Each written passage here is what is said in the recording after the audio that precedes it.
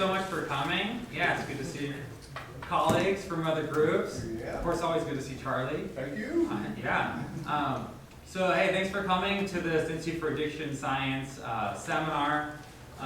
Today we are very excited to have Dr. Alan Budney. He's out here from Dartmouth University in New Hampshire, in the Department of Psychiatry and the Department of, what's the data? What's the science? Biomedical, okay, data science, right. And he's a full professor there. Al has been doing research on marijuana before there were RFAs on marijuana, before marijuana was legalized anywhere, right?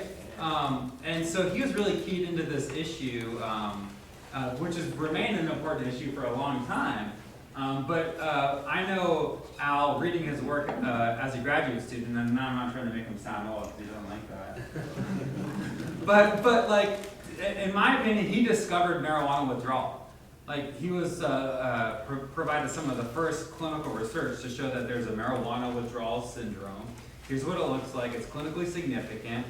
And, that has a lot of consequences of that. But one of them, from my perspective, from a public health, is that people used to talk about marijuana as only being psychologically addictive, but not physically addictive, physiologically addictive. And then the way the DSM defines physiological dependence was tolerant to withdrawal. So anyway, it moved marijuana in with the other players in terms of substance use disorder as a public health problem and an approach to treatment, whether you like it or not, right? Pharmacotherapy. And then Al also is known for a number of clinical trial research studies, testing behavioral interventions for cannabis use disorder. More recently, like many of us, has been following the changing commercial and socio-political landscape surrounding cannabis, and which I think I'll talk about today. And then hundreds of publications. He's won big awards. He won the big Division 50 award for Society for Addiction Psychology, right? Recently, 28. Sorry, psychopharmacology. So he's got all that stuff. I think you won the 50 for the early career. But he's won all the big awards, hundreds of publications, millions of dollars in grants, and he makes a lot of impact. And he's a great speaker. So welcome, Dr. Alban. Thanks, Adam. Thanks for inviting me here. It's a pleasure to be here. I don't think I've given many talks in California on cannabis and marijuana. It's a little bit intimidating because I feel like Californians all know all about cannabis, and it really is very different state by state. And it's like East Coast, West Coast. It's almost like blue, red. It's hard to get the landscape of cannabis. Anyway, it's a pleasure to be here, and I've learned a lot trying to prepare for the talk, because I had to go online and look at what California is all about. It was crazy. It's not as crazy as I thought it was. I think it's actually in pretty interesting shape, at least on paper. So I'm going to talk about out of control, the urgent need for cannabis regulation and regulatory science. In my old life, people used to just want to talk about cannabis addiction and treatments for it, but people seem to get tired of that. And so now mostly when I give a talk, it has something to do with cannabis as medicine versus cannabis as addiction, about cannabis regulation. And so that's where this talk's going to go. And I promised myself this time I was just going to have a few slides and have lots of discussion, but as I started looking into California, the slides grew and grew and grew, so I may just whip through a couple of things and see where it goes. But feel free to ask a question as we go. That'll give me a good excuse for why I'm flipping through things quickly. When someone's talking about marijuana or cannabis, you need to know where they're coming from for disclosures, etc.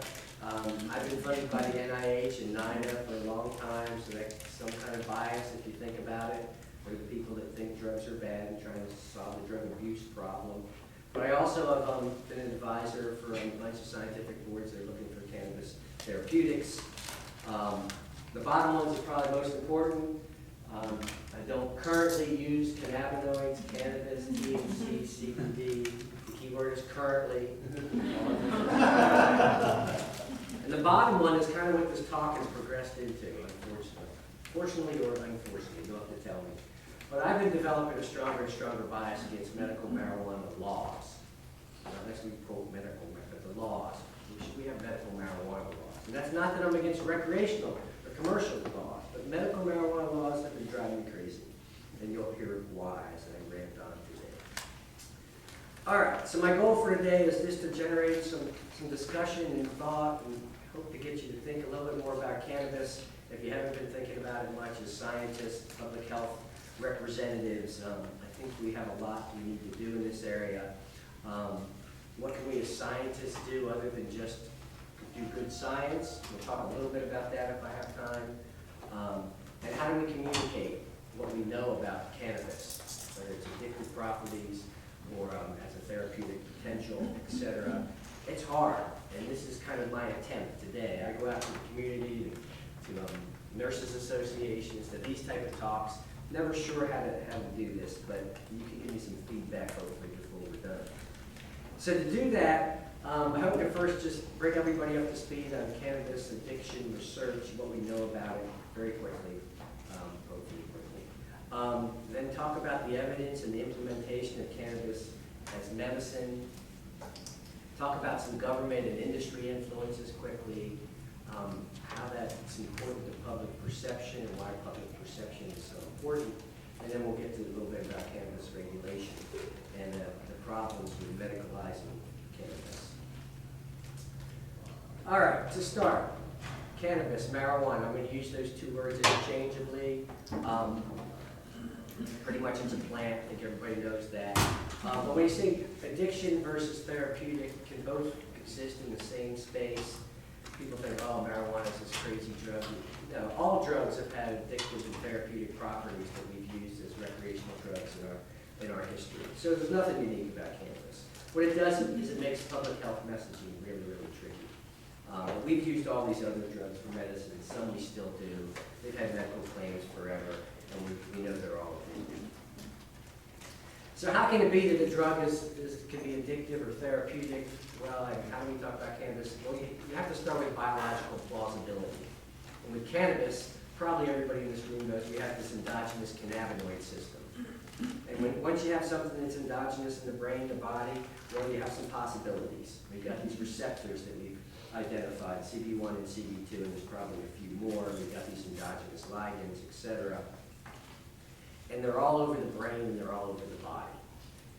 So when they make claims, I used to think, how can a drug work for all these different things? Well, the answer you get from people that believe that is, well, look, endogenous cannabinoid, we have cannabinoid receptors all over the brain and all these key areas, and they're all over the body. So all these different systems, perhaps it can work everywhere. It can work miracles. And so these are the areas where there's plausibility, and these are the areas where we know some cannabinoids have impact, both exogenous, like marijuana and cannabis, but also things that the endogenous cannabinoid system does. All the things I think everybody's pretty aware of. These two, pain regulation and motivational systems in the board, they probably can contribute to addiction in one way, shape, or another. The other ones are important, just basic functions. All right, so we're going to talk addiction versus therapeutics. Where do we start? Well, I'm a data guy, always have been a data guy. And the first thing to know is that the science behind cannabis or marijuana, and when I say that, I'm going to be talking about THC-laden cannabis, meaning THC is what we're talking about, because THC is the compound in marijuana or cannabis that gets you high. So when we're talking about that product and those type of products, the science or evidence for it causing problems, adverse effects, and addictions is just strong. It's unambiguous. I don't know what other term to do with it. I thought I could stop talking about that in my career by now, but I can't, because when I start talking like this, it was really addictive. We're gonna go through that quickly, but the evidence is really good. Therapeutic potential for cannabinoids. Here, it's plausible. There's some support for a few medical conditions, but very, very, very sketchy. So we've got two different bodies of evidence. One looks really good, one not so much. So when we're talking about what might get you addicted or what might work, what are we talking about with cannabis? Well, we've got all these cannabinoids that are in the cannabis plant. The two major ones that people talk about are THC, the one that gets you high, just talked about it, it's also the one that causes negative cognitive effects, can potentially cause psychosis, all the negative things we know about marijuana affect learning. THC is to blame for most of that. And then there's CBD. And everybody knows about CBD because probably half of you have it in your shampoo or rub it on your arm. CBD is the new snake oil and medicine of the ages. Those are the two people we're talking about. But there's all these other cannabinoids. And those that are interested in therapeutics have identified these and have some thoughts about how they might contribute to different functioning and different medical disorders. Then you have terpenes that are in all plants, which is pretty much essential oils that give it flavor and smell. And that can be important on how much, whether you like and how you feel when you ingest something, a plant. So you have all these compounds, but the mixture of them can obviously be important. And if you haven't heard about the entourage effect, those that are talking about therapeutic cannabis talk about the importance of all those different compounds working together. And it kind of makes sense that if there's all those compounds and they're interactive, that maybe they do have some important synergy. We know very little bit about that clinically. People are doing preclinical work and they can show you that these compounds are active in different ways, but clinically, we don't know a lot. And why do we need to learn about this stuff? Because you got all these products, right? California's to blame for most of these products.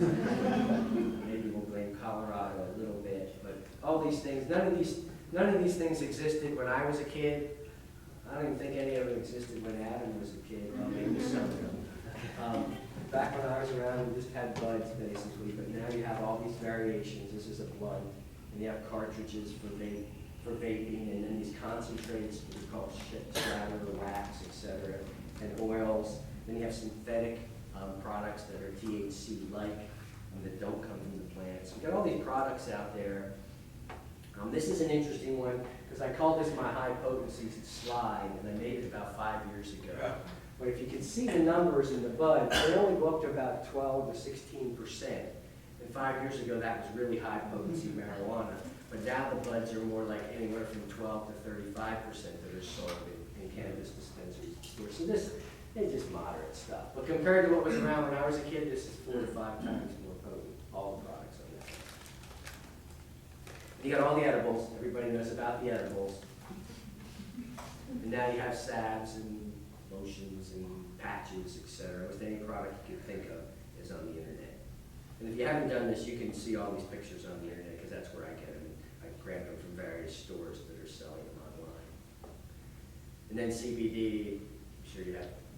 My daughter came back with this slide for me when I was giving a talk in Portland a couple months ago. She was at her grocery store and she said, "Look what I saw, Dad," and so I put it in her talk. I think there's 46 different products there with the CBD.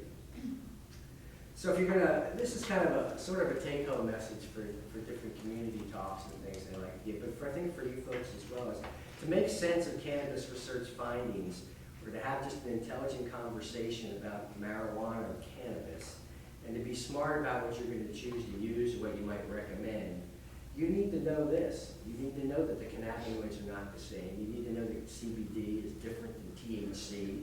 You need to know that their combination could be important. You need to know what we all know from pharmacology is that dose is very important, and how you take a drug, eat it, drink it, shoot it, etc. Very important. And you have to know about these other terpenes. So when you start to talk about it, you want to define what you're talking about, whether it's in science, in the community, with your kids, with your parents, etc. You need to know that.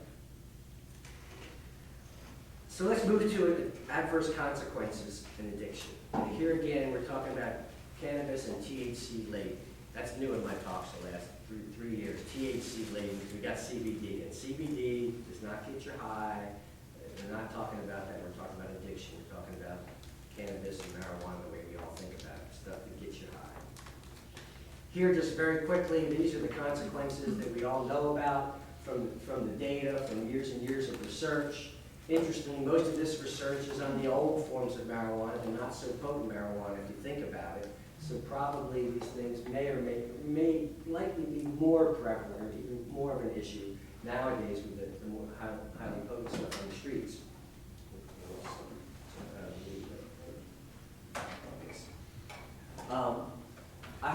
three of them because I think they're, I don't know if they're the three most important. What we're concerned a lot about is neurodevelopment. So kids using it. Your brain's still growing and changing until age 25, probably much longer than that. The endocannabinoid system is just peaking in its development during that period of time. So ingesting cannabis or cannabis products is interfering with neurodevelopment in one way or another because it could help. That would help. It could. Accidents, particularly driving, mental health. I can't think of any data that I've read out there that shows you that there's positive effects on mental health when you look at real data. Just to give you a feel for why you might be worried about driving. This is that's Jake Borodowski. He was my graduate student. Now he's a postdoc at WashU. But he ran a study with, this is 4,500 cannabis users. Got their data online, using the last 30 days. They asked them, how high could you get and still drive safely? And we have a 1 to 10 scale. And this is how it's distributed.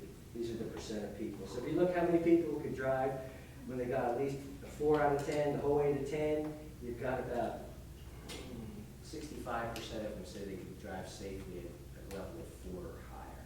What does that really mean? We don't know what 4 really means, but it doesn't sound good. You got a lot of people driving high. The next part of his questionnaire was think about how high you typically get when you use cannabis.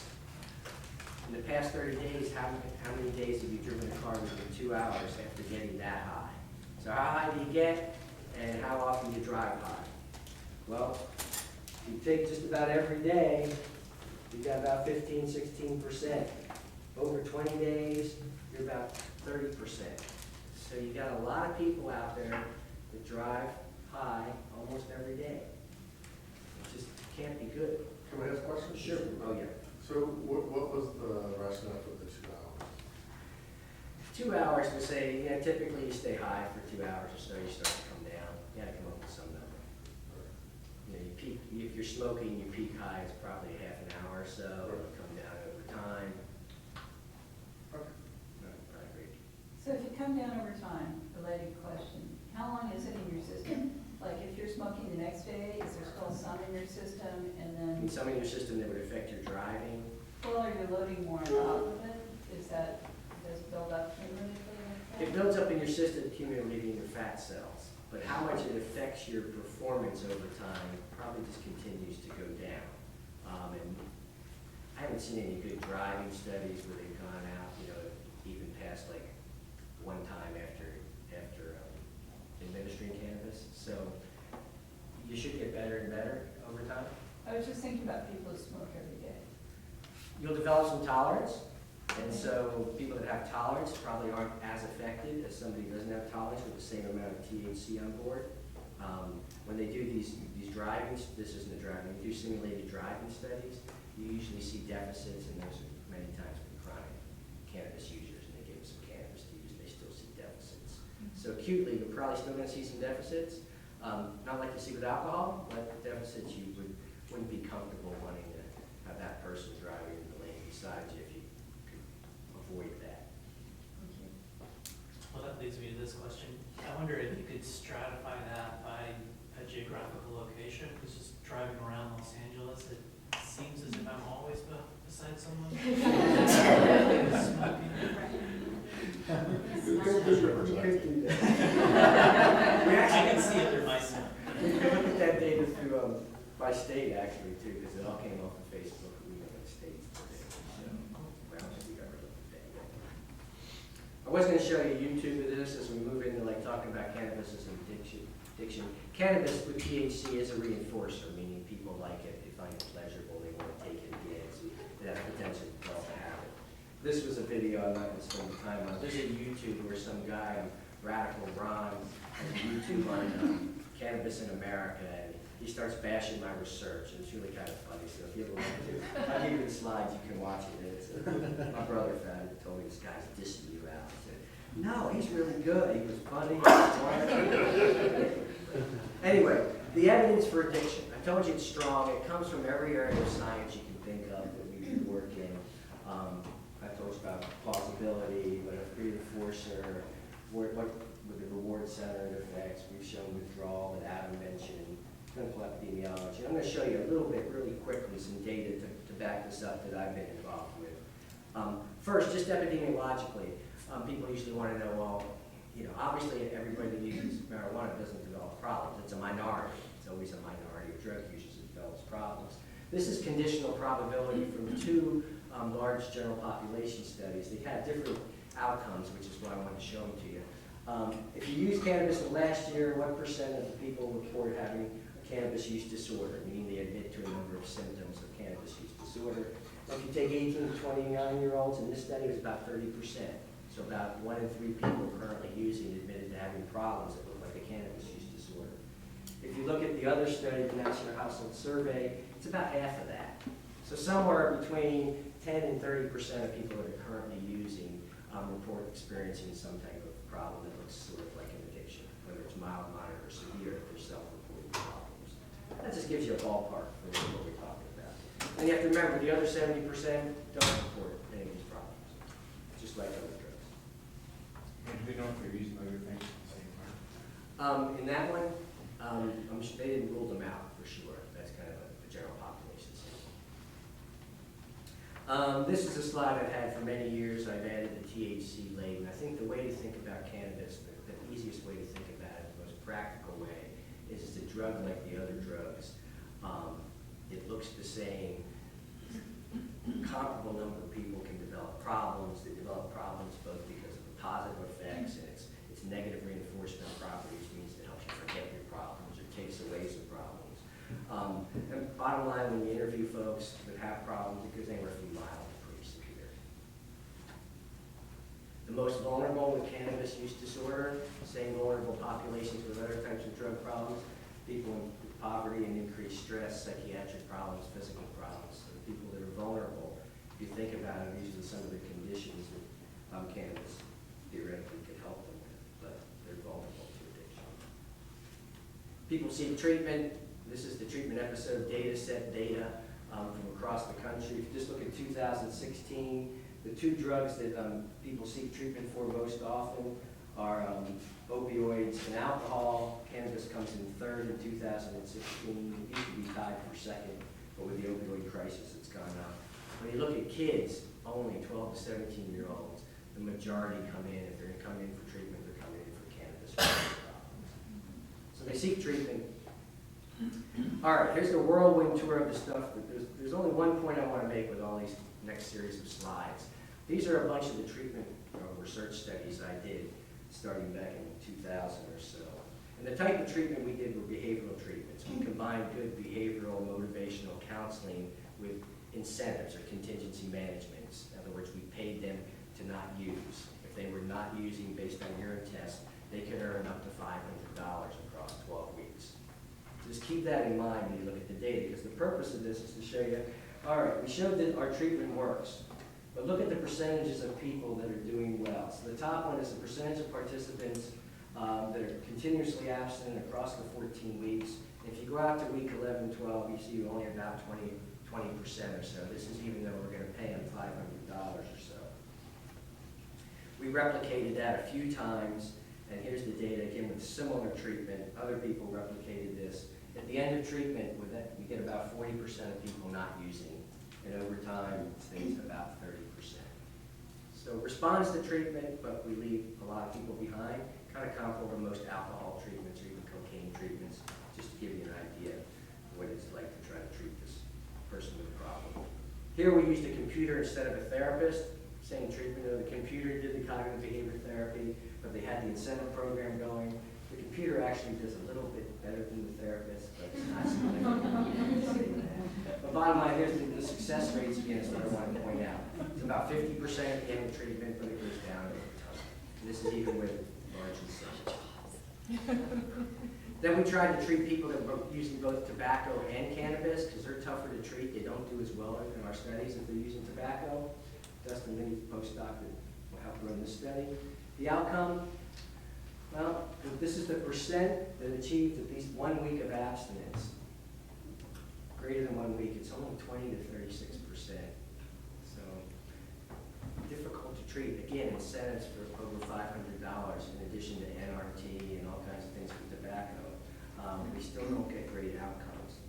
So that was having them quit both tobacco and cannabis? Yeah, actually, the study is one treatment hasn't quit both at the same time, one hasn't quit one first and one the other later. It's an interesting study, but I don't want to quite go into it, it'll take a while. But it didn't hurt to have them go after both at the same time, but it didn't help either.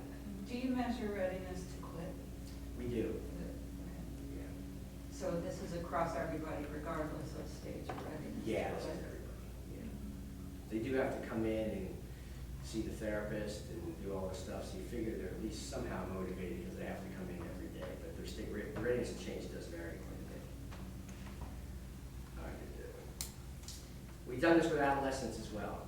So I have teens that come into treatment, usually their family or the police or the school send them in. This time when we use incentives with kids, we have a clinic-based incentive that's about $500 worth if they stay clean over 3 months. Plus their parents are trained to use incentives at home based on them not using marijuana and other drugs. And here you can see the outcome, again, percent of teens that are abstinent at different time points. You get about 40 to 50% doing okay. This is a study up in Vermont. We then moved to Arkansas, ran the same type of study, a couple variations on the theme. But again, we got 50% or so to stop, but it maintained only down about 20% over time. So kids, again, tough to treat even with large incentives. Then we ran what's called a SMART trial. This was with inner city Baltimore kids. SMART trial, the two things we were looking at is adding working memory training to the program I just told you about. And if they didn't do well after 4 weeks, we upped their incentives 3 times. So $1,000 worth of incentives if they didn't respond in the first month. Just quickly, without graphs, 52% achieved at least 1 week of abstinence. You might think that's good or bad. Among those, they averaged about 6 weeks of abstinence overall. Increasing the magnitude of the incentives for those that failed didn't work at all. Mostly the problem is getting them, once they fail, they kind of leave the clinic, it's hard to get them back in. But we're trying to find some way to get the non-responders. You can see, the whole point of this is that, hey, people come to treatment, we got some pretty potent treatments, lots of, all the best things we know about, and still we leave over half the people behind all the time with cannabis use problem. I have a question, sorry. I'm wondering in these samples, if you looked at any change in like dose of use or? Reduction in use? Yeah. Yeah, not dose, because it's too hard to get at, but we look at reduction in days, and sometimes times per day. And we get some reduction in days, but it kind of follows the abstinence where we don't grab a whole bunch more people that we call successes because they greatly reduce their use. I've been looking for that for a long time, and unfortunately, it usually just adds about 10% at the most to what you might call a success case. If you use something like they reduced more than 50%, something like that. Of But like it's a marker we usage. need to look for and Right. kind of working on it. And I guess they weren't given any incentive for like reducing No. how much they use in a day. No, it's impossible to kind of verify the Right. reduction, so you can't use incentives. That's the unfortunate, or we do that if we could. Right. It's a good idea. Most recently, we're into something called episodic future thinking. If you don't know what that is, I'm not going to tell you. We're going to keep moving. But we're trying to figure out ways to use behavioral economics and neuroscience principles to see if we can't get even better outcomes by adding it. And I've got a new postdoc working on that. So we're not giving up. We're trying to make things better. Cannabis withdrawal, in case you didn't believe Adam that it's there. I didn't really think it was there when I first started. But we only started looking at this because we opened a cannabis treatment clinic and the patients started complaining, so we figured we better figure out what the heck that is. We gave them a questionnaire, an undergrad gave them a questionnaire, and we used combined opioid symptoms and tobacco withdrawal symptoms, put them down on paper, and about, I think they averaged clicking about 10 symptoms each for at least at mild levels when they quit. Last time they quit, they felt craving, irritability, nervousness, restlessness, depression, et cetera, et cetera. And then we did a bunch of experimental studies and charted its time course. Then we showed that it was pharmacologically specific. We gave them oral THC, and we could make the withdrawal go away, the active ingredient in cannabis. Then we compared it to tobacco withdrawal, and a bunch of experimental studies and survey studies. It looks pretty much like tobacco withdrawal. I don't have time to really go into it, but if you want to think about what it feels like, you know what tobacco's like, pretty similar. Can I ask, Yes? you mentioned all these folks who come in seeking treatment. Is that what brings them in, or are there other problems that tend to bring them to treatment? What do you mean? I mean, what triggers, what prompts or cues them to Why seek do treatment? they seek treatment? Yeah, pretty much the same type of things you see people seeking treatment for alcohol or cocaine, et cetera. Family problems, employment problems, financial problems, And then they try to quit and they experience these problems and realize they need help. Is that what happens? I mean. Oh, yeah, well, I think that's sort of how it works with addiction. People start to, you know, they may or may not really admit that their drug use is out of control, their alcohol use is out of control. But as things start spiraling out of control in your life, your husband or your wife or someone is yelling at you, you get fired from your job, you wreck your car, you flunk your tests, you don't do things, you forget things, then you realize maybe I should get treatment, or somebody says you need to get treatment, or I'm ditching you. That's kind of the way people show up for treatment across the board, or for cannabis, it's pretty much the same. Thank you. You're welcome. All right, so addiction, that's it for addiction for now. Medical marijuana. Well, first we have to operationalize what we mean, and I like to say there is no such thing as medical marijuana. It's kind of like a silly, it's not me, is it? Anyway, when we talk about medical marijuana, it's the same stuff you buy for recreational or commercial marijuana. There's nothing magic that makes something medical versus not medical. It comes from the cannabis plant. It has THC, CBD. There's no special medical marijuana out there. Just so you know that. We do have FDA-approved medicines that have cannabis compounds in them. We have Epidiolex for seizure disorder in kids. We have dronabinol that's THC, Navalone that's THC-like. Other countries have Sativex that are CBD, THC. So we have some approved medicines, and these are medicines with cannabis in them. But this medical marijuana, no such thing. What's the clinical data? So now for the data on therapeutics. Well, this is California's approved conditions. So if you're in California, your state has said that if you have one of these conditions or any other chronic or persistent symptom that either substantially limits your ability to conduct one of your major life activities, you have approval. You can get approval to get medical marijuana. And you must be 18 years of age, which is something I just learned. We're going to talk a little bit about that because it's a problem. All right, so it's approved for these things. Well, what's approved? THC, CBD, these other cannabinoids.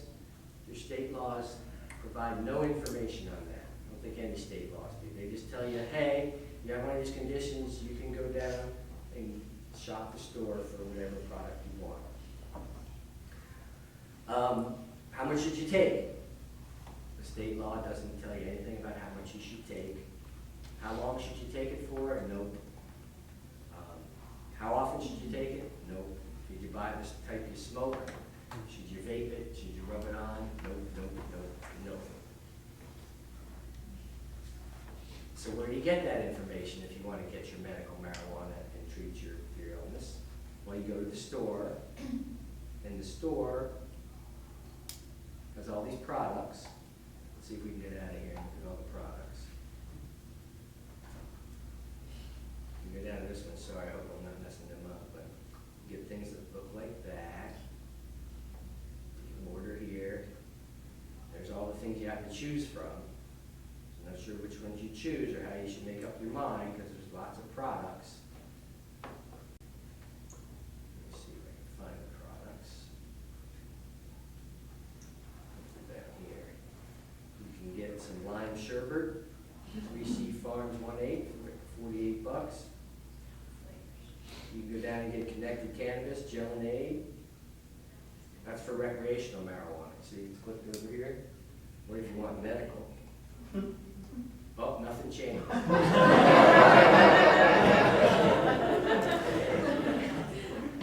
That's the way it works. I just found this out like 2 days ago. Like you were talking California before, so I'm trying to learn new things. I thought that,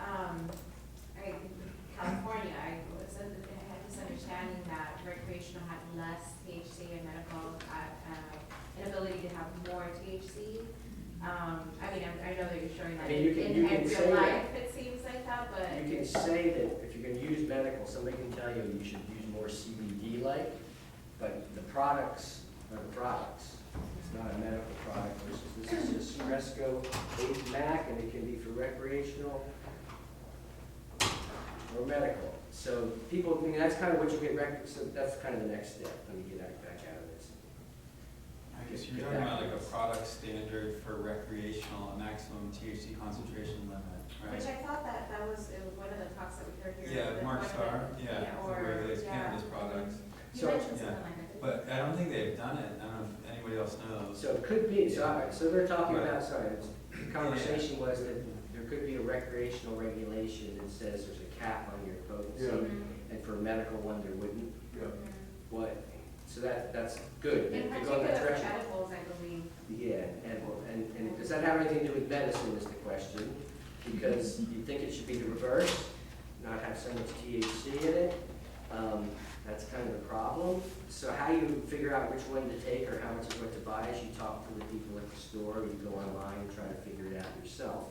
And the bud tenders help you with this. I froze myself out here. There we go. Okay, so in California, I couldn't find too much on this, but this is what they do in Colorado. You can, the state of Colorado actually puts this out. You can get it in the dispensary. And it tells you about all those cannabinoids across the top, and it tells you the health effects of each one. It has it marked in green, and the benefits of each one. So in those states, they tell you there's grids for which one to buy. But where's the data? There's no data for any of that, believe me. There's preclinical data that show that those cannabinoids work in those systems. They might have shown some cell growth for osteoporosis in an animal. There's no human studies that show that it kills or slows bacteria growth or treats psoriasis, blood sugar levels. None of that has been shown in a clinical study with humans that, boy, it's a treatment for these disorders. But that's what you're told. Al, that's a, I was just reading that, it's a .com, right? That's not like it's the California state. This is Colorado. I'm sorry, Colorado state government, right? They're not saying this. I think they put this one out. Oh, really? Yes, Vermont puts one out like this. So they're trying to help you, guide you in your therapeutic cannabis use. They make the laws, they should be helping you, right? This is Canada Health Services, so this is National Canada, they do the same thing. This is the wheel of fortune. Are they testing the products to make sure that those products have those cannabinoids in them? No, some places profess to do that and put some labels on it, but rarely they test all those cannabinoids. Some of them might have some level of CBG in it, or CBN, but rarely do you get them all. Washington's doing a decent job, I'm not sure about California. New Hampshire tells you to go back and educate your doctor. And it tells you about each of these cannabinoids and what they're good for. Vermont, I don't have time for this too much, but Vermont gives you a paragraph on each one. Tells you what it's good for and how it interacts with THC and affects your eye, or what you should use in the evening. Does it for each of these CBC, CBG. I'm just going to keep moving because the last part is the most interesting. So I just did a talk in Vermont on this, and here's the part that killed me. After showing you all that, this dispensary then tells you, well, professional medical cannabis growers can analyze their strains to breed and grow medication for patients with the desired range of levels of each major cannabinoid, with an understanding of what each compound does. Medical cannabis pharmacists can find the right combination for you. So basically, it seems like these things are, they're being informed through the industry versus basically research that has been put out, right? Is that Correct. what seems to be happening? A little bit of research kind of in the back, potential in these certain area maybe, and then they put it together, and this is what the consumer reads. And they, I guess it does say they can, because can doesn't mean that they do, but they can. I don't know if they can, but anyway, that's the picture. Los Angeles, what I found out clicking around is that the 72 shops around LA that were listed there, they were all for rec and medical marijuana, same shops, so both customers, and except for one. And they tell you that if you're a recreational shopper over the age of 21 or a prescribed medical shopper, we welcome you, blah, blah, blah, blah, blah. All our people are extensively trained. They invest heavily in their education and their product knowledge, and they're gonna help you. So that's good. I thought they had separated medicine, not yet, or No, not? they have, I actually walked into a few of these and they have them just in separate locations, so this side is the medical and over here is recreational. And medically, you have to show your card. But is that LA City or, because every city has different regulations. Yeah, they do. So and we'll talk more about, we can talk more about that. But yeah, every city and every state, et cetera, has new different regulations, which is part of the bigger problem. So what do we know scientifically? Well, there's this big report that came out from the National Academy of Sciences. It goes over my colleagues, Adam's colleagues, some really good scientists got together, spent an inordinate amount of hours trying to put together what we know into one document. You can get this report by clicking. And there were three things they said there was conclusive or substantial evidence for. One was the treatment of chronic pain, and I have that big knot out there. That's me. That's not them. Because there's lots of reviews out there about the treatment for chronic pain and cannabinoids, and they don't really say this. The problem is we know that THC is an analgesic. It can reduce pain. CBD may or may not. It's not as clear. But that doesn't translate into treatment. The studies, there's lots of clinical studies out there too, but they usually go out 2 weeks. There's one study that I believe goes out 3 months now. But if you're treating chronic pain, the key is, does the drug work over time? That's the problem with opioids, right? Opioids were great drugs for pain, but then you develop tolerance, they stop working, you need more, go down. Well, with cannabis, no data on long-term efficacy at all. So I hate that language. And then the other things we already know about. There's already FDA-approved medicines for that. Social anxiety is talked about. They produce the evidence. What's the evidence? And they say there's limited evidence. But if you want to take a second and read that, and if you've got it down pat, you tell me what it says and what they're trying to tell you, you're smarter than me. First of all, if I said something has limited evidence, is that good or bad? Is that like, yeah, we think it probably works? Which way does limited evidence even go? Well, this is supposed to explain it. And I still don't know after reading that. But let me tell you what we know about social anxiety and how it got its limited evidence. From one trial with undergraduates, there was 24 undergrads, where they gave them a bolus dose of 600 milligrams of cannabidiol. So it's a cannabidiol study, CBD, it is not a THC study. And in that study, the undergrads either get the CBD or the placebo, and then they go in front of a peer, and they have to do a public speaking test, which would get them nervous. And they look to see whether their anxiety is higher or lower, et cetera, over time. And the CBD seemed to work, it was statistically significant. That's it. Which leads me to another important thing about dosing. So the CBD. So far, the people I talked to today are pretty skeptical about CBD, but sometimes people have some remarkable things to say about CBD. But what I noticed lately is when we talk about dose, and dose matters, in that undergraduate study, they gave 600 milligrams. In the Epidiolex trial, where they showed it worked for kids, 450 to 900 if you're 100 pounds. Laboratory testing that's going on for different things, the real researchers, 400 to 600 milligrams. What's being sold in the shops? Usually it's a bottle of 10 to 25 milligram pills with 30 or 60 of them, and you can take 1 or 2. Or you get a bottle of drops, and each drop is 1 milligram, maybe take 10 drops and increase as needed. But what you need to do, if this stuff is correct, is take the whole bottle each time you dose. It gets pretty expensive. But you get my point, right? So how do we communicate this kind of thing to the public? Probably not like I'm doing today. Too much of a smart ass, I think.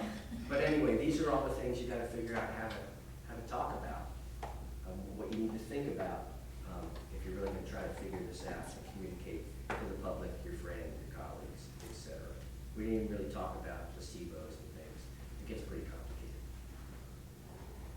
The cannabis industry, I think you guys pretty much know about that. You've seen the proliferation going crazy in your state. There is a large national organizations going to Washington, going to each state to lobby for the cannabis industry. It's big money. Forbes has a number on it. Each business magazine puts some number on how many $1 billion the industry is and how much it's going to boom.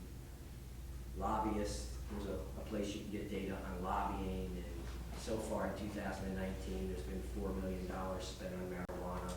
Interestingly, 71% of lobbyists are former government employees. I'm not sure quite how that's important, but it seems kind of, you must put it there for some reason. Is there any overlap with the tobacco industry? With this lobby in general, it's a good question.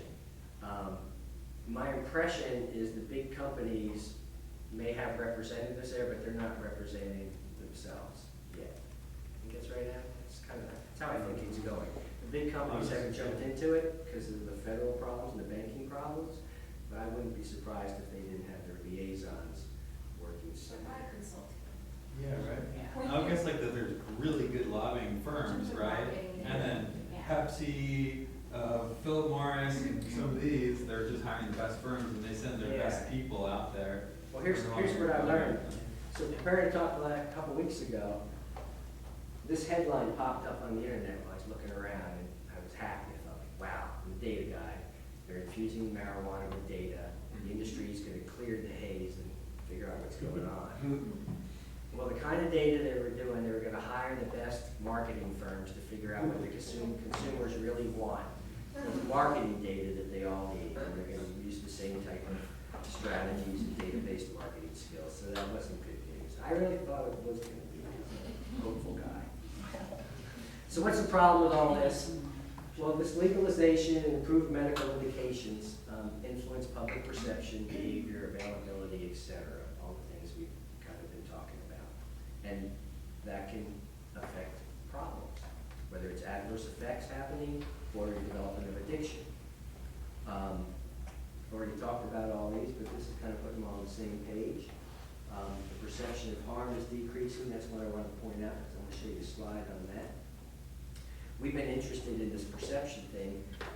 The reason the last 2 years I've been giving more and more talks is because I give these talks at UVM, University of Vermont, to the wellness class, which is about 4 sections of 250 kids, and I ask them to raise their hands. Actually, they have clickers. Just click yes or no to these questions. Does cannabis have therapeutic effects for these problems? And you see the numbers. And somehow they really alarmed me. I think it was because I had just finished reading like the rates of depression and anxiety among college students. Which when you add 3 of these up, it's like 50% of them have these kind of problems on top of the stress of college and the partying atmosphere. And it seems like if they also believe it's good for them, look out, right? So typically when we try to assess risk perception, monitoring the future is the data we always see out there. And they ask questions like this, which I never thought were too good, but how much do you think people risk harming themselves physically or in other ways if they use marijuana regularly? So we did this in one of our large surveys, and these are a bunch of cannabis users. So most of them feel there's no risk, and then you have slight risk, and just about nobody's in the moderate or great risk. We thought, you got to ask this question differently. What does this really mean? Because now in the context of therapeutics, you might want to ask more about benefits and harms, almost in the same question and alternate questions. This is just a response to one question. We had a visual analog scale that went from 100, which was benefit, to negative 100 harms. You could be on either side of the scale. And what you see here, it's kind of a little bit hard to interpret, but each of those circles is one of these kids. I think it's like 2,000 people or so here, not kids, they're adults. And what you can see is those that think all the responses are above the 0, which means they're all talking about, they're all ticking off something on the benefit side of this. So they're making the risk perception more based on benefit than they are on the risk of harm. And so the people that think it's greatest risk, they have the fewest, there's very few people there, and they have some benefit. But even those folks are talking about benefits. So people want to tick off about benefits. So if you're going to try to change public perception, you got to work on the benefit side of the equation, not just this risk side, what's bad about cannabis and all the harms it could cause. You got to stop this thing that they think is good for everything, because that's controlling most of the perception, I think. I mean, that's Yeah, that. but on that, like, can you go back? I mean, if you ask that about alcohol, Uh-huh. right, you probably get an inverted one, so there'd be people, the risk are well known. But there's still plenty of alcohol use going Right. on. So I'm not sure the norms approach makes much sense Yeah. when it's all said and done. Yeah. It may not, but what I'm pretty sure of is somehow or other, you don't want them thinking that cannabis is good, has all these benefits as the major way they think about cannabis, right? Well, you might, well. They might still get, if they might think it doesn't do too much harm, still, at least you got something to work with there. Yeah? You know, I mean, I think the alcohol thing is an interesting, like, you know, if you ask most people about daily alcohol use, they would say that's probably harmful. But we still have plenty of alcohol use. So if I ask you, I mean, do these questions, I usually ask these, but if I ask you about your, do you think daily alcohol use is harmful? And I said one drink, what would you say? Well, I'd say no, because that's how much I drink. But, What's interesting is, if I have time, sometimes I'll ask people like, do you drink, do you use cannabis, do you think, do you, whatever. And then like, do you think alcohol causes more harm than cannabis? Usually I get yeses, which I would agree with. And then I say like, well, how come y'all are using alcohol and not cannabis? I mean, that's the question in our society that's about to happen more and more and more and more. And we need to start thinking about it that way because, you know, that's the reality. If it becomes legal and it's actually regulated like alcohol, which I think sooner or later it will be, then it's like, all the ways we think about alcohol, I think, or tobacco, need to come into play. All right, regulatory control targets. So what do we do about this? I don't know what we do about this, but I got some thoughts about some targets. I really think we gotta somehow try to get, I don't think it's possible actually, but I'm gonna say it. How do you demedicalize cannabis? Why do we need to demedicalize cannabis? First is this age thing that I noticed from doing my most recent internet review. You know, half the states that have medical cannabis, you can get it if you're 18 years or younger. I mean, 18 years or older. So recreational cannabis, not till you're 21. So we have these 3 vulnerable years that if you say you got a medical problem, you can get it. And then you go to the store and you get whatever product you want. You can get that 85% THC. And so medical cannabis gives you this way to kind of make it real hard to regulate the things you want to regulate, starting with age. Why the 18-year-old needs to go in there to get their medical marijuana is beyond me. Public consumption laws. I found this somewhere, but pretty much, you know, public consumption laws, we like not have alcohol, drink in public, that kind of thing. Well, the kind of thing that can come up if you have medical, they can say, well, the patients, this will greatly reduce the locations where medical patients can handle their medicine. So if you have a medical card, you should be able to use your cannabis in public because you got a medical problem. So again, it's tougher to regulate public consumption kind of things. Employer regulations.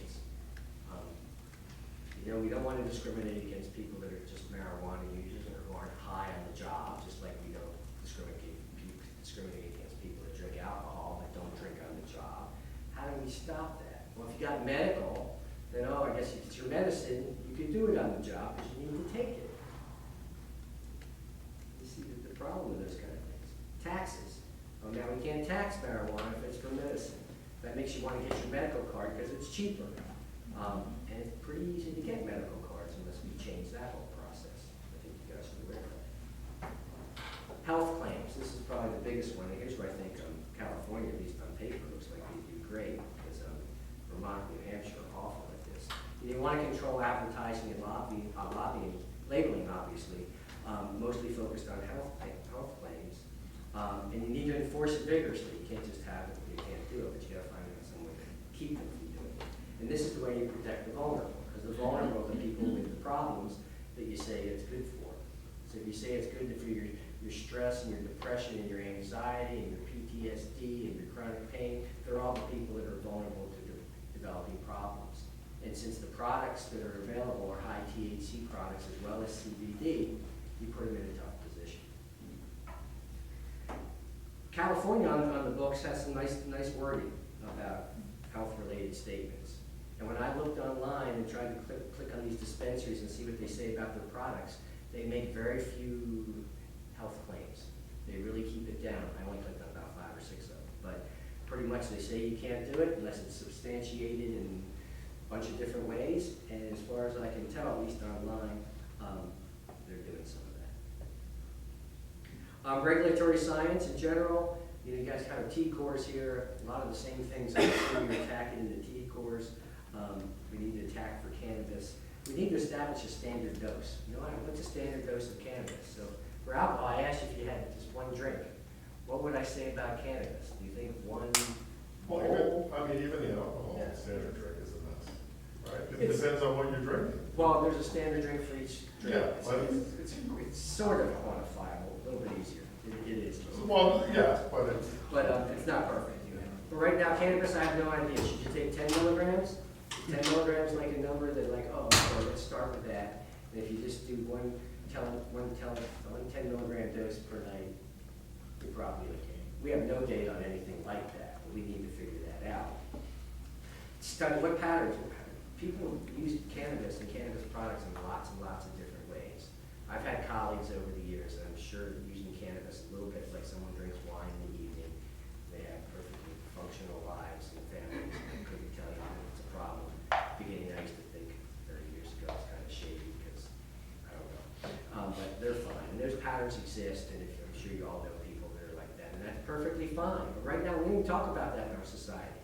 No one thinks that's fine. They think it's fine, but they don't talk about it because, cannabis is just bad. And then we need to look at the reinforcing potential of all these different compounds. We're going to talk about, what should be regulated. We need to figure out what should be regulated to prevent harm. And so all those different compounds need to be studied. I'm going to finish up here quickly. I think I said most of this. What can scientists do? So this is kind of speaking to most of you. The way we talk about our findings of all our studies is you usually talk about potential or promising. And those words are dangerous in this cannabis world. It's kind of like when you see cancer studies throughout the last 50 years, right? Oh, promise to cure cancer, and it doesn't usually come to fruition. Well, that's the case with all these cannabinoid studies. You'll see something in a mouse model, and the headline will be medical cannabis, has the potential to treat rheumatoid arthritis. And the one, they just gave him CBD. They didn't give him anything else, and it was a mouse model. And now the Times picks it up, or somebody picks it up, and the world thinks it's a treatment, and then they start using it. How do we write about it differently? How do we control media presentations of our work? Trying to figure out how to talk about it. Marijuana, cannabis, CBD. Do we have to use just technical terms? Always use THC. It seems like I don't know the alternative, because right now cannabis means everything in our state laws for sure, and to everybody. I haven't seen a survey on the people who know what the difference is between CBD and THC. Anything else? Educate yourself and try to educate others. A lot of word of mouth is helpful. But your respected people in your communities, give some talks to the 2nd graders and the 6th graders in the schools, and try to learn more about it, and talk to people about it. Don't be afraid to say it's also addictive, because it is. There's just no doubt about that. You can say a drug is addictive just like alcohol. You can say alcohol is worse and still have an intelligent conversation. You don't have to act like cannabis is an awful drug. It's not. It's just you need to figure out what it really is. Question things about medical laws. If you're trying to demedicalize, why are they selling these high-dose potency things in medical stores? What's the purpose of high doses, and what's the purposes of dark chocolate medicine and gummy bear medicine? And how is any of that medicine, and why do we need to have that in the shops if it is for therapeutic? None of it makes sense. That's a good question on that. Do you have any insight into why medical cannabis kind of went the totally I guess the CEDAR process or getting approved as like a formal medication through the FDA is obviously longer, more time consuming. Yeah, well, it's just it's just a lot of different things collide. So the feds just don't want to do anything. They want to leave it where it is. It's illegal. They're not budging. But the states, the people are up in arms. At least somebody's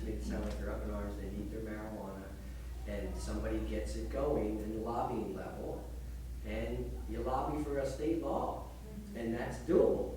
And you get testimony from local people, and you convince them, and there's, testimonies are very, very strong. Clinical medicine isn't great. We leave a lot of people, including, I'm sure just about everybody here, has something that the doc can't quite help with. It still hurts, don't know what to do. We're all sort of desperate to have something work. And cannabis, people think it's not that bad, and you're just gonna rub it on your foot. And so clearly, people are desperate to find things that work. And sometimes they work, whether for placebo effect or because of a real effect. And when they testify about that, and there's money to be made, taxes, etc., you got all these things that come together, and it's not gonna get through the FDA. That takes like years and years and years and years. Yeah. And so we've had like compassionate use exemptions that you can get to give somebody therapeutic cannabis. We've always had those, but they're kind of a pain in the butt. But the lobbying. Like, therapeutic cannabis is not. Well, I think you have to go back to the history a little bit. I was just actually reminded of this because I was conversation today with someone from Cannabis, which is a Canadian company. And so she reminded me that a lot of the early cannabis as medicine stuff actually came out of HIV. So many of you weren't there. I was in the late 80s when people were dying from wasting disease. And cannabis makes you eat. And so there was in fact, at one point when I was running the Oakland Needle Exchange, the marijuana people in Oakland wanted to have us co-locate, because we were both trying to fight HIV. So there are like these deep roots, and then that spread into the cancer patient, which have some of the same challenges. Right. So there's an industry part that's happening now. But there are deep roots that are 20, 30 years old of patient advocacy. And a lot of the FDA rules now that we are troubled by were loosened because of HIV, right? Because it was killing so many people, and the groups that it was killing really mobilized effectively to impact these bureaucratic structures. Yeah, so it's complex. Yeah, but just to add to that one bit, that's a great description of what's going on. When an HIV patient comes in and tells you how it really provides relief, etc., it's very powerful. We're a cancer patient, etc. That's why testimony is important. But at the same time that's going on, there was still also, I don't want to call it an industry, but a movement behind it that mobilized these people, helped them mobilize with a different agenda.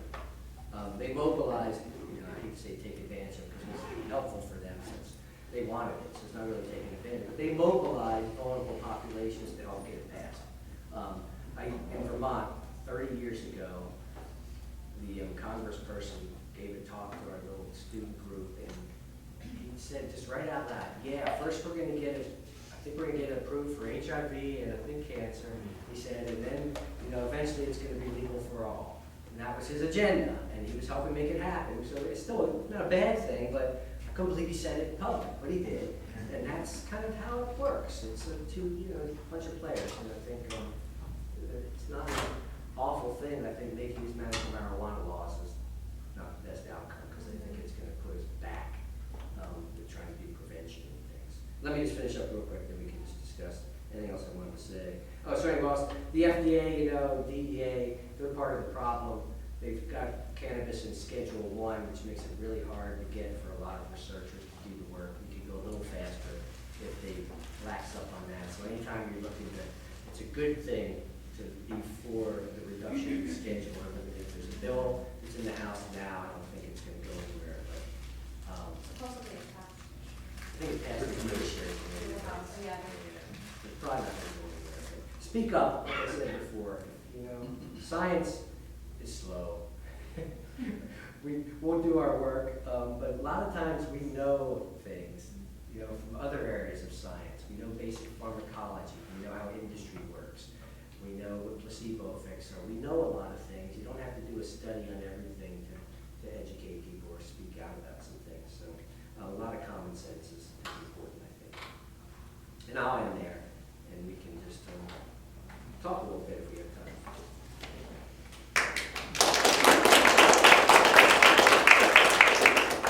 Really interesting to hear all this.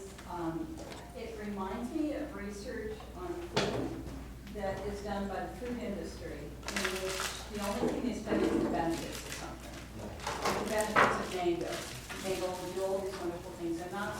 sort of cost-benefit analysis here that should be going into these research equations. If we think about what are the principles or the criteria for regulation, it seems like we might look at how it reduces anxiety in one study, but we're not looking about how it might increase anxiety in another group or create, other problems in that same population. So it just, I think we need to move away from this, what sounds like a strong industry research driver for regulation, and think more about a public health research approach. And I'm hoping some states like Colorado with their taxes would fund that kind of work. This is or California. And there are funding some research. Research is just very expensive. It's more expensive than I think they realized ever. They'll have some dollars for it, but having a whole research agenda from the state is hard. It's going to produce something of value, but it's not enough to really get you where you need to go. But it would certainly be helpful. I completely agree. California's doing that, and there's 4 different state agencies now that are looking at where it's highway patrol, health, commerce, everybody's looking at it. Yeah. And they're almost all focused on the risk side. They're almost all focused on the risk side. Yeah. So we need, the benefit side needs some work too. My colleagues are the benefits people. So they don't feel like they have that ability to do that. Yeah, they don't, right? Well, they give some money to like UCSD to run the That's true. program. So that's Jessica, she knows it. Yeah, so that's where that's happening. But I gave a talk sort of like this, talk to them down to that group at UCSD. I was the invited addiction guy. But the idea is like, how do you not, you want to say it has potential, because in science, that's how you get your grants. But boy, it's like potential is a bad word. Because if you've been in the medication development field, certainly in addictions and psychiatry, 1 out of every 800 drugs comes to task in the end. It's like you go to meetings and there's lots of potential, but Yeah, this is a really important topic, I guess, for the work that we're doing. We have a study, a multi-unit housing study where we're asking tenants about the perception of secondhand smoke from 3 products, the triangle, which is e-cigarettes, marijuana, cannabis, and tobacco. And we're seeing some of the same findings, like in terms of the risk perceptions. People say marijuana is like lower risk, but people still want to live in smoke-free housing, including cannabis. However, when you ask about, because we asked a question like, if somebody needed it for a medical issue or something like that, should they be allowed to smoke or to use marijuana? We didn't specify smoke, but we said use marijuana, even if there's like a smoke-free law in place. And a lot of people are compassionate about that and they'll say yes. So, but in the tobacco world, it's kind of problematic because like as you're saying, medical and recreational, there's no really distinction. It's just the name, right, and who's using it based on if they have a card or not. And smoke is smoke. People are still being exposed. Right. So this is very real in the outside world, and it's created, some, I guess, policy like barriers or just challenges, yeah. But at least with cannabis now, the smoke used to be, I think, a good prevention piece, and that people didn't want to smoke, these kids. But now you don't need to smoke in vape, which is a little better than smoking, or you can eat. And so you have alternatives for your medicine anyway. Well, that's what a lot of tobacco advocates have been trying to say, well, hey, we're not saying you can or cannot use marijuana, but there's other ways you can use it that don't affect other people. Right. And it's interesting because I presented this research and I presented that, idea or that thought to a group of marijuana prevention specialists and people that are, and they're like, oh no, don't say that because, edibles and concentrates and all those are higher in concentration of THC. And, you could be causing somebody who's just smoking a product and then you're telling them to use a more higher potent product. So I thought that was interesting, It is, but that's not quite accurate. You can have a very low dose edible, even concentrate by its definition is high, but you can have those. These are as marijuana people that we're Well, talking. believe me, that's, Yeah. the world is, you know, people have their biases, and prevention people are fighting the mission, and usually it's anti-legalization on top of everything else. And so having this conversation, if everything was just legal, you get the legal conversation out, you probably have a very different prevention conversation. Get rid of this legal, illegal kind of mindset that kind of as a context for the discussion. I think it really gets in the way of meaningfully having some ideas exchanged. Thank you.